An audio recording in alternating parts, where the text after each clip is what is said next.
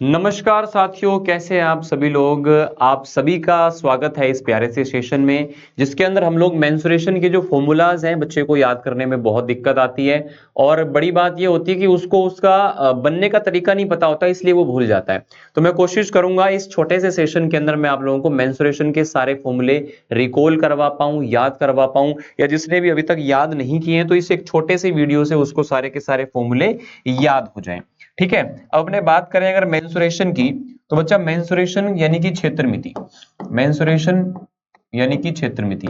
तो मेंसुरेशन के अंदर आप लोगों को दो तरह की शेप्स दिखती हैं, एक होती है 2D, एक होती है 3D, द्विविमीय, और ये होती है त्रिविमीय। द्विविमीय का यानी कि 2D का मतलब है ऐसी आकृतियां जिसके अंदर सिर्फ लंबाई और चौड़ाई होती है, ऊंचाई नहीं होती है। और एक आकृति ऐसी होती है जिसमें लंबाई चौड़ाई के अलावा ऊंचाई भी होती है, तो ये आपका 3D फिगर यहाँ पे बन जाता है।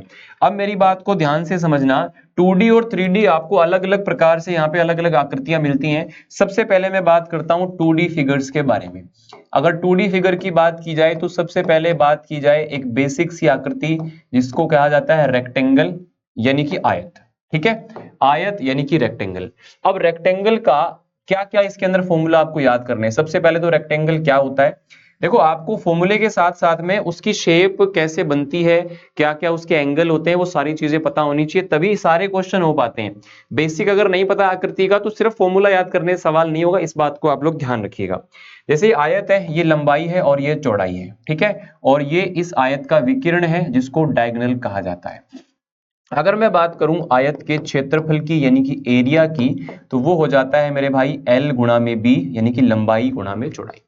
आयत जो होता है इसके आमने सामने की जो भुजाएं होती हैं, आमने सामने की जो भुजाएं होती हैं वो बराबर होती हैं और साथ में समांतर होती हैं यानी कि पैरेलल होती हैं। ऐसे ये वाली भुजा भी आपस में बराबर है और पैरेलल है यानी कि समांतर है। चारों के चारों एंगल इसके क्या होते हैं सर, 90 डिग्री के होते हैं।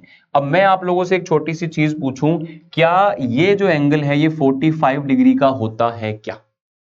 बहुत सारे बच्चों को ऐसा लगता है कि ये 45 डिग्री का होता है, लेकिन ऐसा बिल्कुल भी नहीं है।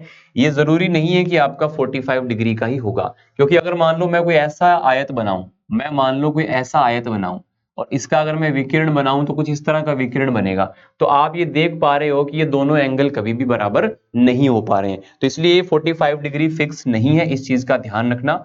और कुछ बच्चों को ऐसा लग जाता है तो वहां पर वो गलती कर रहे होते हैं। तो एरिया इसका क्या हो जाएगा, लंबाई इंटू चौड़ाई। और इसके अंदर मैं अगर आपसे पूछूं इसका परिमाप क्या होगा, परिमाप को हम क्या बोलते हैं, पेरीमीटर।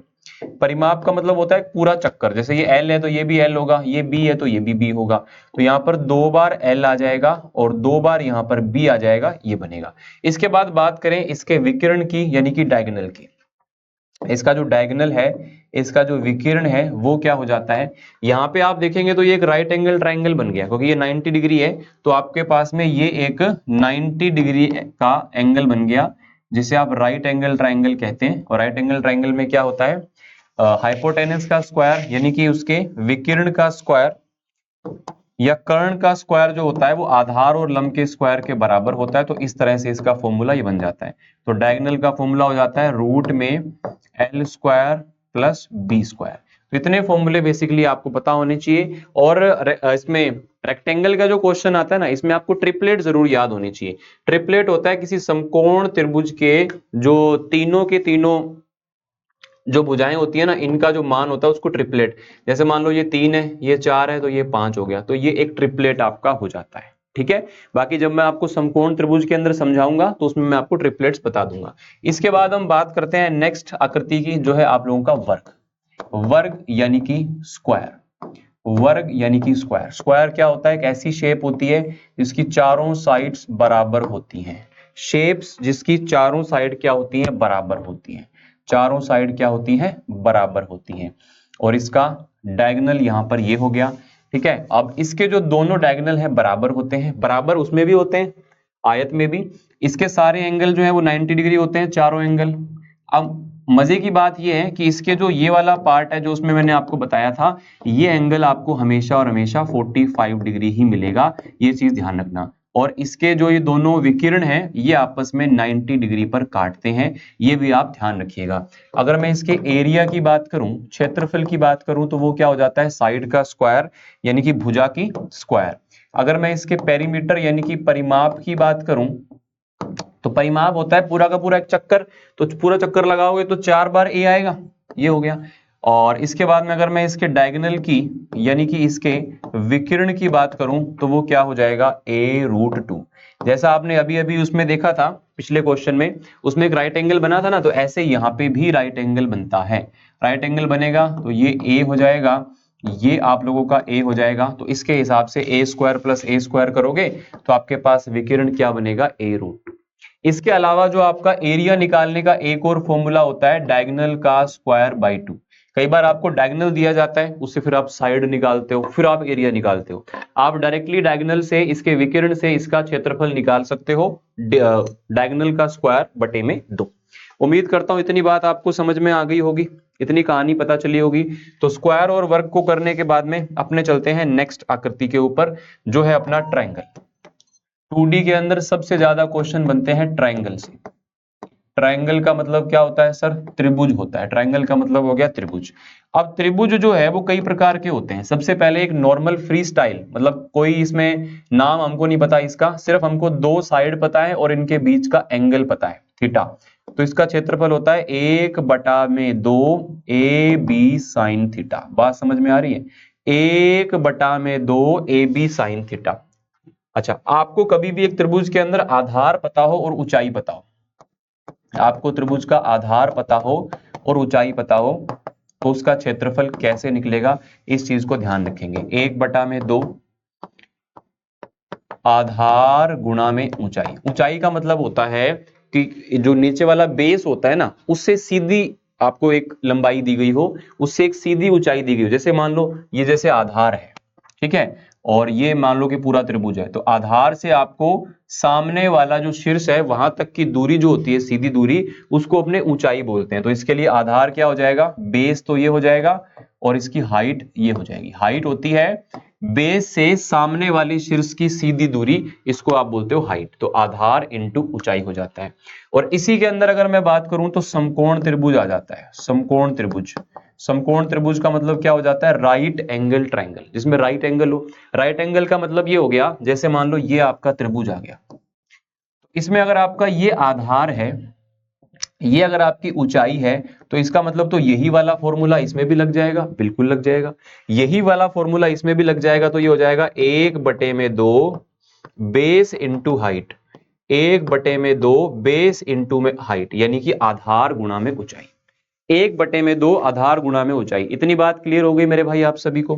तो ये आपका समकोण त्रिभुज का हो गया। ट्रिपलेट इसमें आपको याद रखने हैं। ट्रिपलेट में आपको बता देता हूं जो कॉमनली यूज होते हैं, 3 4 5, 5 12 13, जो बहुत कॉमनली यूज होते हैं, बहुत ज्यादा कॉमनली, 8 15 17, ठीक है, 12 35 37, ये थोड़ा नया है, ये अब यूज करने लगी है एसएससी और कई एग्जाम्स में। तो काफी सारे होते हैं, बाकी इतने तो आपको मतलब बिना सॉल्व किए आपको पता होने चाहिए। इसके बाद में मैं आगे बात करता हूं, ट्रायंगल के अंदर ही हम इसको बांटते हैं। ये आपका राइट एंगल ट्रायंगल आपने किया। इसके बाद में मैं एक ट्रायंगल का नाम अगर यहाँ पे ले दूं, जिसको आप बोलते हो समबाहु त्रिभुज, और इसको इंग्लिश में कहा जाता है इक्विलैटरल ट्रायंगल। इक्विलैटरल का मतलब जिसकी तीनों भुजाएं बराबर है। इसका अगर आपको क्षेत्रफल निकालना है, इसका अगर आपको क्षेत्रफल निकालना है, एरिया निकालना है, तो वो क्या होता है, √3/4 a²। अब यहां पर एक ट्विस्ट ये है कहानी में, अगर इसकी हाइट आपको निकालनी हो कभी, तो इसकी हाइट जो होती है वो साइड का √3/2 टाइम्स होता है, √3/2 टाइम्स होता है, ठीक है। अब ये समबाहु त्रिभुज हो गया। समबाहु के बाद अगर मैं बात करूं, यहां पर एक समद्विबाहु त्रिभुज। समद्विबाहु से मतलब क्या है, आइसोसेलेस ट्रायंगल, जिसकी 2 साइड बराबर हो। जैसे ये 2 साइड है, ये 2 साइड आपस में बराबर है, और तीसरी साइड जो है यहां पर वो अलग है। तो इसका एरिया क्या बनता है, जरा ध्यान से समझिएगा। देखो, इनके परिमाप के बारे में ज्यादा चक्कर पालने की जरूरत नहीं है। परिमाप का मतलब तीनों भुजाओं का योग होता है। परिमाप इसका करेंगे तो 3a हो जाएगा, इसका करेंगे तो 2a + b हो जाएगा। तो इसका क्षेत्रफल निकालने का, हालांकि बिना फॉर्मूले के भी इसका क्षेत्रफल निकल जाता है, लेकिन मैं आपको डायरेक्ट फॉर्मूला बता रहा हूं। b/4 रूट में 4a² माइनस b²। अब b यहां पे क्या होता है, हमेशा जो तीसरी वाली भुजा जो अलग होती है, इस चीज का ध्यान रखना। तीसरी वाली भुजा जो अलग होती है, इसी को आप यहां पर क्या बोलते हो, अलग वाली भुजा को ही आप यहां पर क्या बोलते हो बच्चा, b बोलते हो। ठीक है, तो ये आपका समद्वि बाहु हो गया। इसके बाद लास्ट में मैं बात कर लेता हूं विषम बाहु त्रिभुज, जिसको आप क्या बोलते हो, स्केलिन ट्राइंगल। विषम बाहु त्रिभुज या स्केलिन ट्राइंगल आप इसको बोलते हो। और इसकी तीनों भुजाएं अलग अलग हो, मतलब ऐसा कोई ट्राइंगल आपको मिल जाए जिसके अंदर सर जी तीनों की तीनों भुजाएं क्या हो, अलग अलग हो, तो इसका जो फॉर्मूला है वो होता है s into S minus A, S minus B, S minus C. ठीक है, और यहाँ पे s का मतलब है सेमी पेरीमीटर, यानी कि तीनों भुजाओं के योग का आधा करोगे तो ये आपका ट्राइंगल का फॉर्मूला बन जाता है। इतनी बात समझ में आ गई। बाकी और भी फॉर्मूले होते हैं कि ट्राइंगल के अंदर अगर एक सर्कल आ जाए तो उसकी रेडियस क्या है, बाहर एक सर्कल आ जाए उसकी रेडियस क्या है, मीडियन के क्वेश्चन आ जाते हैं, सेंट्रोइड के क्वेश्चन, बहुत बहुत चीजें हैं, लेकिन मैं आपको सिर्फ नॉर्मली 2D और 3D के फॉर्मूले ही बता रहा हूं यहाँ पे। ठीक है, इसके बाद अपने आ जाते हैं चतुर्भुज के ऊपर। चतुर्भुज मतलब क्वाड्रिलेटरल। अब क्वाड्रिलेटरल में दो तो मैंने आपको बता दिए, कौन कौन से, स्क्वायर और रेक्टेंगल। और भी क्वाड्रिलेटरल्स यहाँ पे होते हैं, जैसे कि मैं यहाँ पर क्वाड्रिलेटरल यानी कि चतुर्भुज, क्वाड्रिलेटरल यानी कि चतुर्भुज। अब यहां पर चतुर्भुज जो है वो कौन कौन से और हो सकते हैं। सबसे पहले अपने बात करते हैं समांतर चतुर्भुज। समांतर चतुर्भुज जिसको क्या कहा जाता है, पैरेललोग्राम। जिसको क्या कहा जाता है मेरे भाई, पैरेललोग्राम कहा जाता है। इस बात को आप लोग समझिएगा, पैरेललोग्राम कहा जाता है। समांतर चतुर्भुज को अब क्या बोलते हैं, पैरेललोग्राम। अब मेरी बात को समझना, पैरेललोग्राम कैसा होता है, ऐसा, मतलब जिसकी आमने सामने की भुजा बराबर और पैरेलल होती है। सर ये तो रेक्टेंगल में भी होता है, बिल्कुल होता है, लेकिन उसमें सभी एंगल 90 डिग्री के नहीं होते हैं। सॉरी, उसमें सभी एंगल 90 डिग्री के होते हैं, इसमें सभी एंगल 90 डिग्री के नहीं होते हैं। अगर इसमें भी एंगल 90 डिग्री के हो जाएं तो ये भी एक आयत ही बन जाएगा। इसमें कोण का मामला क्या होता है, आसपास के कोणों का जो योग है ना वो 180 डिग्री होता है। जैसे एंगल ए और एंगल बी का जो सम है वो 180 डिग्री होगा, वैसे ही एंगल बी और सी का सम, सी और डी का सम 180 डिग्री होगा। और दूसरी चीज, आमने सामने के एंगल बराबर होते हैं। मान लो ये एंगल आपका अगर 55 डिग्री है ना, तो ये एंगल भी 55 डिग्री होगा, और इन दोनों का सम 180 होगा, तो ये हो जाएगा 180 माइनस 55। समझ गए। अब इसके अगर मैं क्षेत्रफल की बात करूं, एरिया की बात करूं, तो इसका जो एरिया होता है वो होता है बेस इंटू हाइट, यानी कि आधार गुणा में ऊंचाई।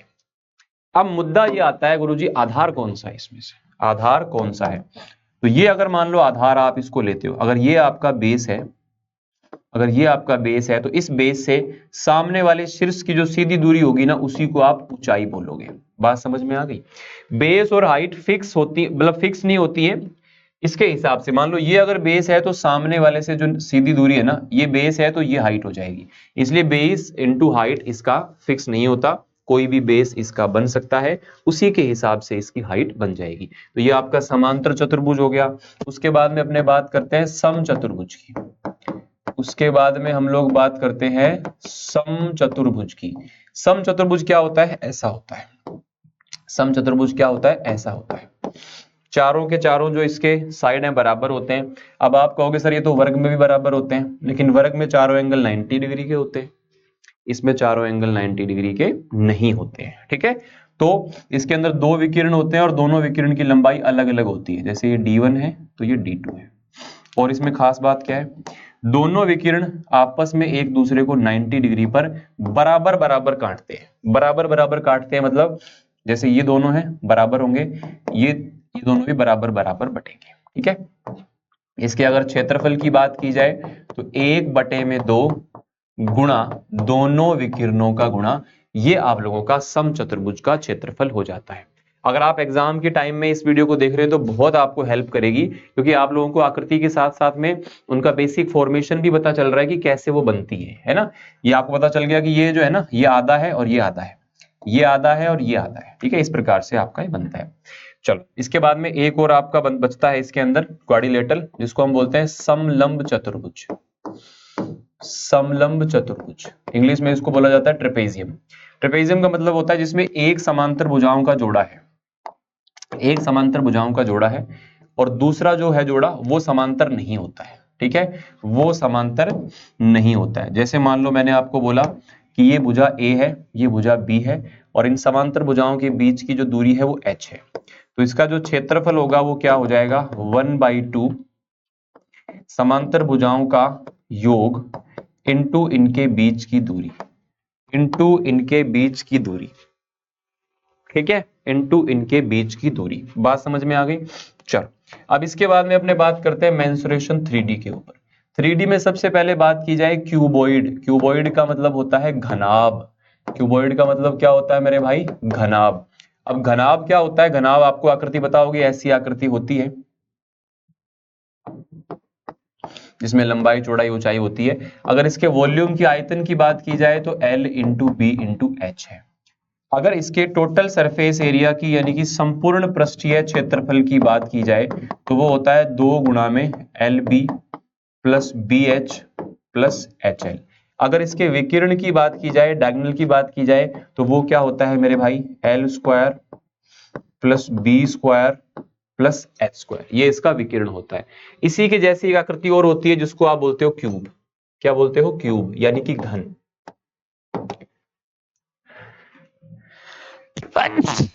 सॉरी,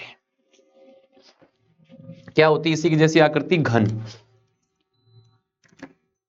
तो भाई ऐसा है, अगर आप लंबाई चौड़ाई ऊंचाई तीनों को बराबर बना दें, सॉरी,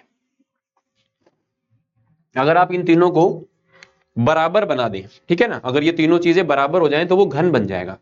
घनाभ क्या बन जाएगा? घन बन जाएगा। तो अब इसके जो फॉर्मूले हैं वो क्या होंगे?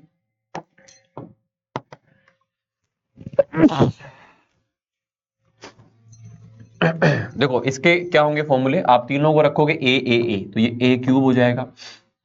इसका संपूर्ण पृष्ठीय क्षेत्रफल अगर आप बनाओगे तो ये 6a स्क्वायर बन जाएगा और इसका विकिरण अगर आप बनाओगे तो ये हो जाएगा a√3। ये तीन फॉर्मूले आप लोगों को घन में याद रखने हैं और ये तीन आपको याद रखने घनाभ में। इसके बाद में आ जाता है हमारा बेलन। क्या आ जाता है? बेलन। बेलन का मतलब हो गया आपके पास में सिलेंडर। बेलन का मतलब क्या हो गया? सिलेंडर। सिलेंडर कैसा होता है? सिलेंडर होता है सर्कल ऊपर, सर्कल नीचे और इस तरह से सीधी ऊंचाई आपको यहां पर दिखाई देती है। ठीक है, इस तरह से होता है।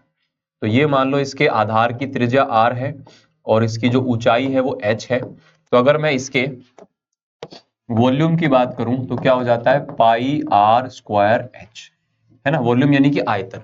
इसके वक्र पृष्ठ की बात करें, कर्व्ड एरिया की बात करें, कर्व्ड सरफेस एरिया या हिंदी में इसको बोलते हैं वक्र पृष्ठ, वो क्या हो जाएगा? 2 पाई आर एच। इसके बाद इसके टोटल सरफेस एरिया यानी कि संपूर्ण पृष्ठीय क्षेत्रफल की बात करें, संपूर्ण पृष्ठीय क्षेत्रफल की बात करें तो वो हो जाता है क्या? 2 पाई आर इंटू में आर प्लस एच। तो ये तीन फॉर्मूले बेसिकली आपको सिलेंडर के अंदर याद होनी चाहिए। इसी सिलेंडर से निकल करके आता है कोन। अगर इस पूरे का 1/3 हिस्सा मैं निकाल लूं, इस पूरे में से अगर मैं 1/3 हिस्सा निकाल लूं, जैसे कि ये इसमें से मैंने निकाल लिया, इसी को हम लोग क्या बोलते हैं? कोन बोलते हैं। कोन का मतलब शंकु। आर मान लो इसकी त्रिज्या है, एच इसकी सीधी ऊंचाई है, एच क्या है? इसकी सीधी ऊंचाई है और एल इसकी स्लैंट हाइट है, तिरछी ऊंचाई। तो इस कंडीशन में इसके क्या क्या फॉर्मूले बनते हैं वो हम सीखते हैं नेक्स्ट स्लाइड के ऊपर। आप इसका स्क्रीनशॉट ले सकते हो। देखिए अब इसके अंदर क्या क्या बनेगा। अपने पास में आ गया शंकु, क्या बोलते हैं इसको? कोन बोलते हैं, है ना। मैंने आपको बताया ना अभी कैसा बनता है, इस टाइप का बनता है। ये आपके पास में रेडियस है, ये इसकी हाइट है और ये इसकी तिरछी ऊंचाई है। अगर मैं इसके आयतन की बात करूं तो ये होता है 1/3 पाई आर स्क्वायर एच। अगर मैं इसके कर्व्ड सरफेस एरिया यानी कि वक्र पृष्ठ सतह की बात करूं तो वो होता है पाई आर एल। यहाँ पे एल का मतलब होता है R square plus H square. तो ये एक ट्रिपलेट बन जाते हैं तीनों। तो एल आपका क्या बन जाता है? हाइपोटेनिस यानी कि कर्ण। अगर मैं इसके टोटल सरफेस एरिया की बात करूं मेरे बच्चे, टोटल सरफेस एरिया हो जाता है आप लोगों का कितना? Pi r r plus l. ठीक है, pi r square plus pi r l हो जाता है, तो ये आपका टोटल सरफेस बन जाता है। इसके बाद में दो आकृतियों के बारे में और बात कर लेते हैं। एक तो होता है गोला। देखो और भी आकृतियां कई होती हैं, बाकी इनमें ही 99% क्वेश्चन आपको आपके एग्जाम में देखने को मिलते हैं। हालांकि पिरामिड वगैरह और सब चीजें भी होती है, मैं यहाँ पे बात कर रहा हूँ गोला। गोले को बोलते हैं हम लोग स्फीयर। अब इसका क्या मामला होता है, ये जैसे गोला है और इसकी जो त्रिज्या है वो आर है। वृत्त और गोले में क्या फर्क होता है आपको पता है? वृत्त और गोले में क्या फर्क होता है? वृत्त होता है 2D आकृति और ये होता है 3D, ये ठोस होता है। जैसे गोलाकार मान लो वृत्ताकार खेत, वो एक आकृति है, सॉलिड नहीं है। ये सॉलिड है, जैसे बॉल हो गया, संतरा, तरबूज, वो क्या है? गोलाकार है, वृत्ताकार नहीं है।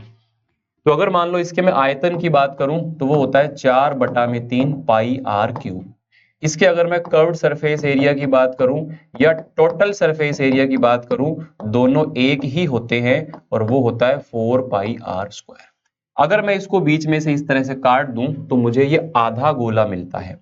क्या मिलता है? आधा गोला मिलता है। और वो आधा गोला किस तरह का होता है मैं आपको विजुअलाइज करा देता हूं। इस तरह से आपको आधा गोला मिलेगा और ये अगर मान लो इसकी आर रेडियस है, इसको अपने क्या बोलेंगे? अर्धगोला। अर्धगोला अंग्रेजी में इसको आप क्या बोलोगे? हेमीस्फीयर। क्या बोलोगे बच्चा? इसको आप हेमीस्फीयर बोलोगे, ठीक है? इसको आप बोलेंगे हेमीस्फीयर। बात समझ में आ गई? अब यहाँ पे एक चीज को आप समझना, इसका आयतन कितना होगा? उसका आधा, वो 4/3 है, तो इसको हाफ करोगे तो ये क्या हो जाएगा? 2/3, 2/3 पाई आर क्यूब। और इसका अगर मैं यहाँ पर कर्व सरफेस एरिया की बात करूं तो वो 4 पाई आर स्क्वायर का आधा हो जाएगा 2 पाई आर स्क्वायर। और इसके टोटल सरफेस एरिया की बात करूं तो उसमें ये वाला एरिया भी जुड़ जाता है जो कि पाई आर स्क्वायर है। तो 2 पाई आर स्क्वायर और पाई आर स्क्वायर जुड़कर बनाते हैं 3 पाई आर स्क्वायर। तो बेसिकली ये फॉर्मूले हैं जो अगर आप किसी भी समय पे रिवीजन करना चाहते हो तो सारे के सारे फॉर्मूले ऑलमोस्ट जो आपके एग्जाम में आते हैं वो मैंने आपको बताए हैं। और इस छोटे से वीडियो को अगर आपने पसंद किया हो तो सेशन को लाइक करना। और जो डेली मेरी क्लासेस है बच्चा इसी चैनल पर चलती हैं 8 बजे, तो वहां मेरे साथ आप जुड़ सकते हैं। साथ ही साथ में आप यहाँ पे एक चीज को और ध्यान रखें, आप यहाँ पर जो है किसी भी प्रकार की पीडीएफ अगर प्राप्त करना चाहते हैं स्टडी मटेरियल या जो मेरी क्लासेस होती है उनके रिगार्डिंग जो उनका होता है, तो वो आपको यहाँ मिल जाता है। अमित सर लैब, ये मेरा टेलीग्राम है, इसको आप ज्वाइन कर लीजिएगा। और कोई भी किसी प्रकार की दिक्कत परेशानी है तो आप मुझे कमेंट करके बताइएगा, या आप किसी और वीडियो किसी और टॉपिक पे ऐसा वीडियो चाहते हैं तो आप मुझे बता सकते हैं। थैंक यू सो मच, शुक्रिया।